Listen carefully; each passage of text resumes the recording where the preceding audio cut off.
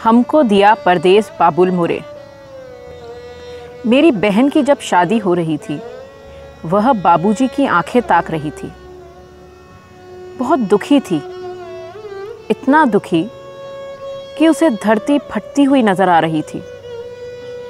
वह माँ, बाबूजी, गैया, घर की दीवारों को अपने पूरे जान जोर से पकड़े रहना चाहती थी। ससुराल जाना वह कभी नहीं चाहती थी। उसके पिता का घर उसका ही तो था, इससे उसे कौन निकालता। कोई मार्क्स थे जिनका वह जिक्र करती, सिमोन, बेटी, फ्राइडन का जिक्र करती।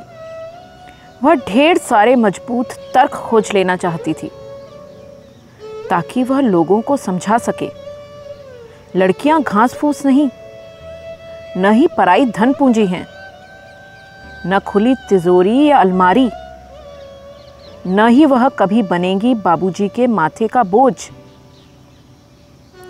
आधी उम्र जिस घर में रही, जिस माँ का आंचल बाबूजी के हाथ थामे रही, उनको छोड़ भला वह क्यों जाए परदेस। एक अजनबी आदमी के साथ फिर दुनिया बसाने कि ऐसे रीति रिवाज में आग लगे, ओले पड़े, दीमक लगे, बजर गिरे। हर बार सीता को ही आखिर क्यों छोड़नी होती है जनकपुरी। कितने कट करेज थे पुरखे। देवी मूर्तियों को बहुत प्यार से, जतन से बनाते, पूजते, फिर एक रोज नदी को सौंप आते। वह दुनिया की सारी जंजीरों को पिघलाकर रेल की पटरियां, जहाज के डैने या कलम बना देना चाहती थी।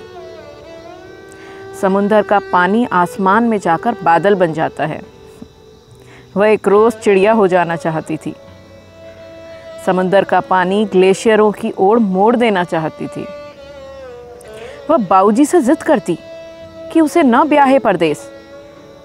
वह बड़ी होकर उनके बुढ़ापे की लाठी बनेगी, सारे तीरथ कराएगी, वह उनकी पगड़ी बनेगी। बाबूजी से जब कुछ नहीं बोला जाता, दीदी की आंखें डबडबा जाती। मार्क, सिमोन सब धुंधले दिखने लगते उसको। उनकी किताबें दीदी बाबूजी को सौंप गईं एक रोज। अपने शादी के बहुत दिनों बाद तक दीदी मुझको हिदायत देती रही कि मेरे सामानों को हाथ नहीं लगाना रे। फिर उसकी आवाज़ नर्म होती गई। उनकी देखभाल करने की विनती करती। फिर एक रोज़ जाने क्या मन में आया कि दीदी फ़ोन पर बोली, भैया तू मेरे सारे सामान ले ले, अब वे तेरे हैं। जिन चीज़ों को छूने पर वह घंटों मुझसे बहस किया करती थी, लड़ती थी, आज वह सब मेरे हो गए थे। उसका कमरा, उसकी साइकिल, माँ, बाबूजी, सब कुछ।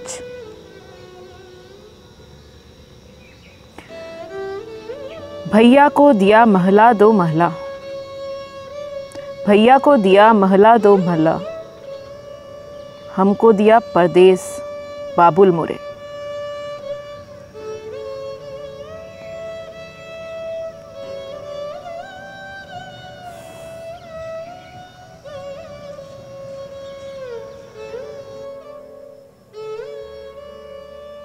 ये जो कुछ आपने अभी मेरे मुंह से सुना, यह मेरे मित्र और युवा कवि दीपक जायसवाल के मन से और कलम से आता है।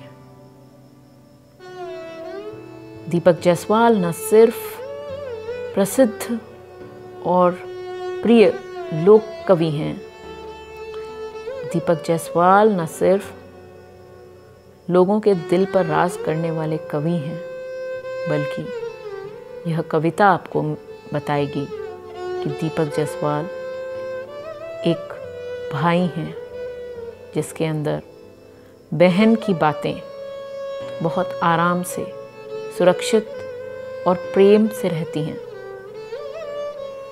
आप सभी का मुझे सुनने के लिए शुक्रिया। दीपक जायसवाल जी का आभार।